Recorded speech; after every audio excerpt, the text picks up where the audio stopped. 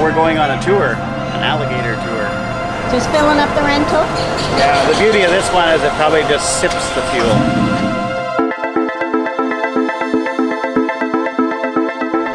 We don't know where we are. We don't know what this water is behind us. But we're going on a bayou tour. And this is an eco-friendly one, and we're going to give you all the information in the description or someplace. As we know it. As we know it. We'll let you know. But we're hoping we can see some gators. We're definitely hoping for some other birds and wildlife. If nothing else, just the ecosystem of this area is so unique, eh? And it is a smaller tour boat, which is good. Yeah. So we'll see.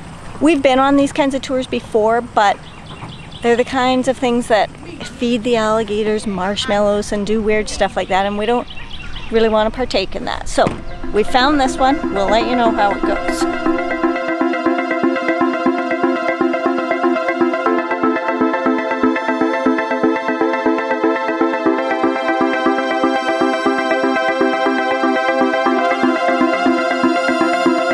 Of course, there's bugs here. Surprise! I think he's bringing his boat up here and we're going to climb into the boat from there, so hopefully no wetness. He did say no wet feet though, so I'm curious to know how that's going to go. I know. We'll see. So we're trying a new strategy. We couldn't get onto the boat because it's not enough slope on the bank, so he's going to pull it up to here. We're going to get up on the trailer, shimmy down the trailer, and get in the boat. So 10 people are going to do that. We'll see how that goes. One in a cast, I think, or with a knee brace, so we'll see how that goes.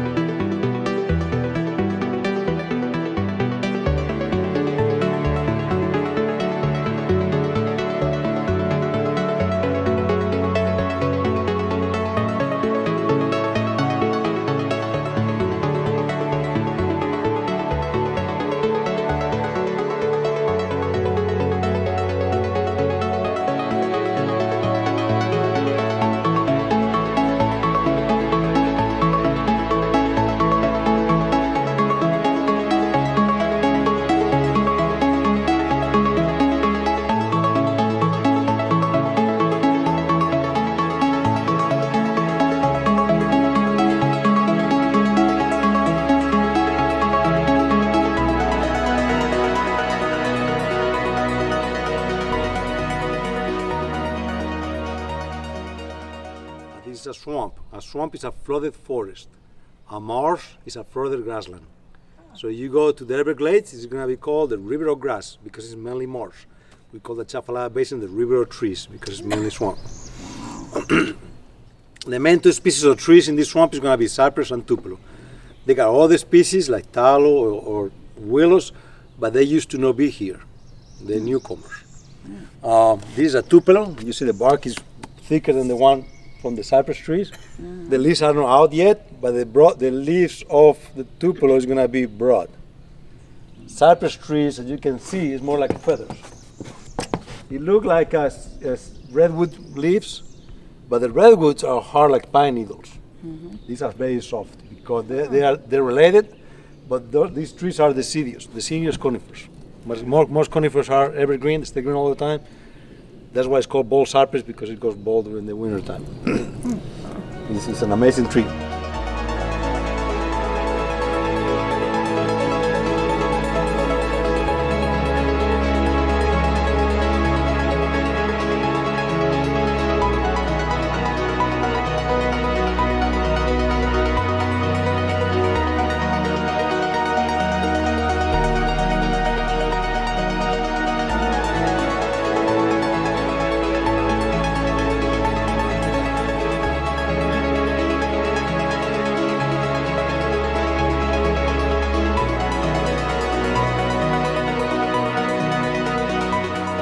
So you got two seasons in this swamp, high water season and low water season.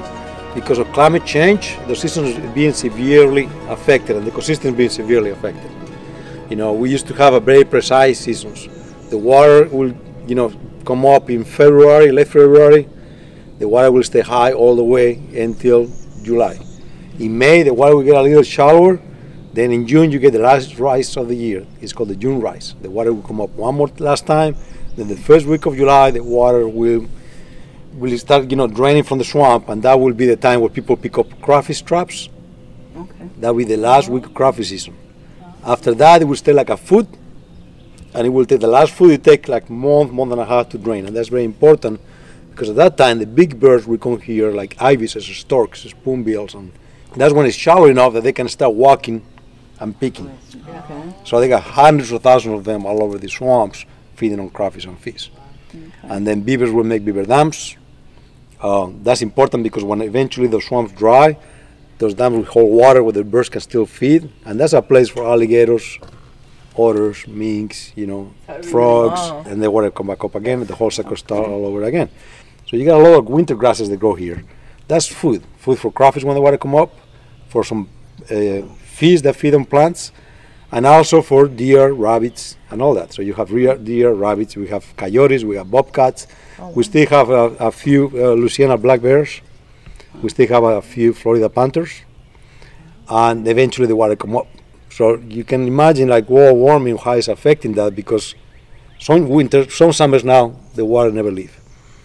So what happens is the grasses is the annuals, they die. So the next year, even if you have a normal season, there's no more grass there. It takes years to recover. And it's completely unpredictable.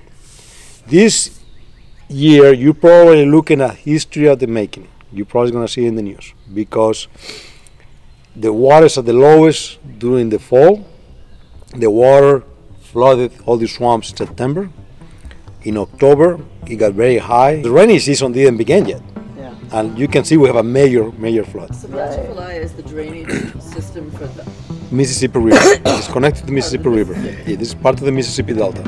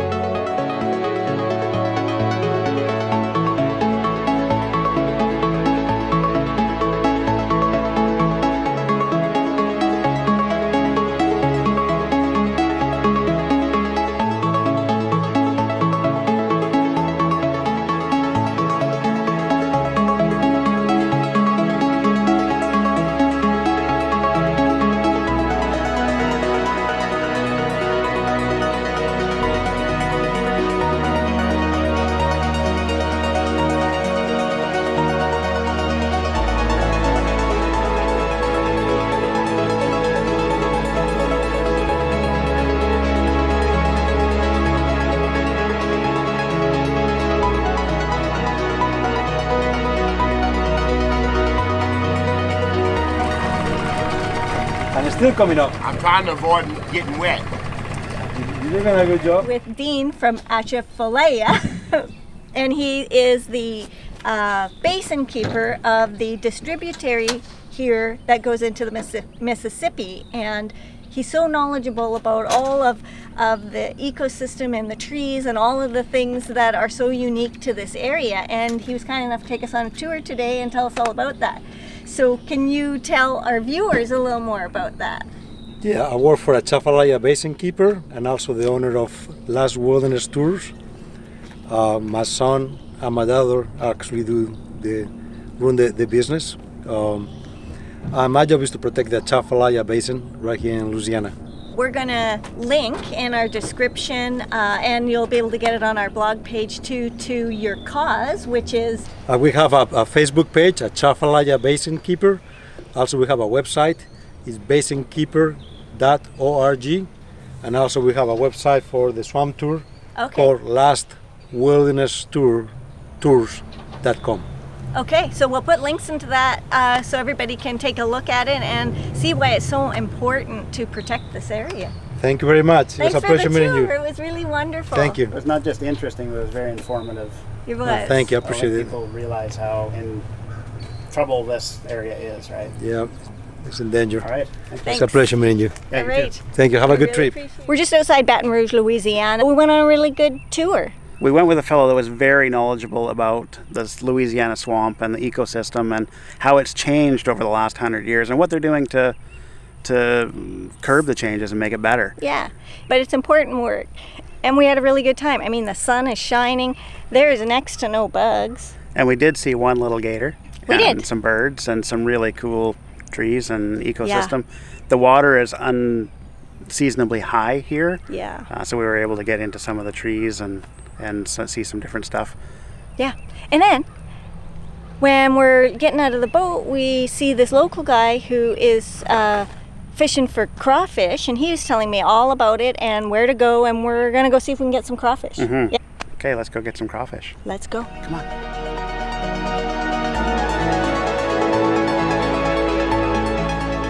Since we've been in Louisiana, I have been wanting to try a crawfish boil.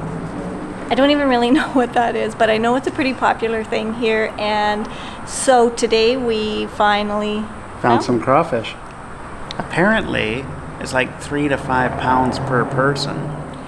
Yeah. I think it's only a small part of the crawfish they Yeah, actually that eat. you actually eat. Well, they suck the heads. I don't know if I'm doing that. I'm not ready to suck the head. But anyways, we're gonna give it a try. We went and bought 6 pounds, so hopefully that's gonna feed us. And yeah, we'll let you know what our review on crawfish boil is. So, 6 pounds of crawfish, 2 people. 2 people. That is 6 pounds of crawfish. That seems excessive. It seems very That excessive. seems like enough for a party. Okay, so let's see how 6 pounds of crawfish goes when 2 people start chowing down. Now. Are you going to show them how to do one? Like the lady showed you? Okay. Okay. I'm not sure where you separate it. Is it right there? Yeah, I think so.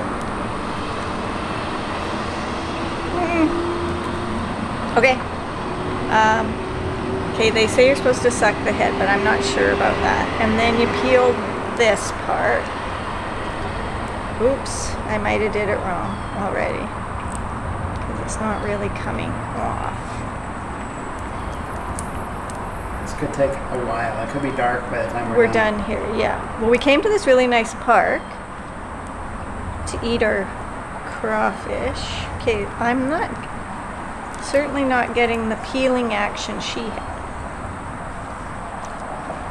Oh, it's very good. Oh, It's a good thing we got 6 pounds. well, at this rate, Are you sucking the head?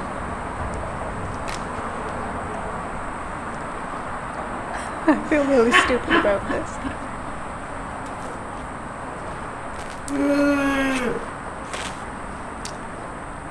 It's just the spicy juices. Is it? No guts or brains or anything come out. Nice, okay. Okay. Give it a try.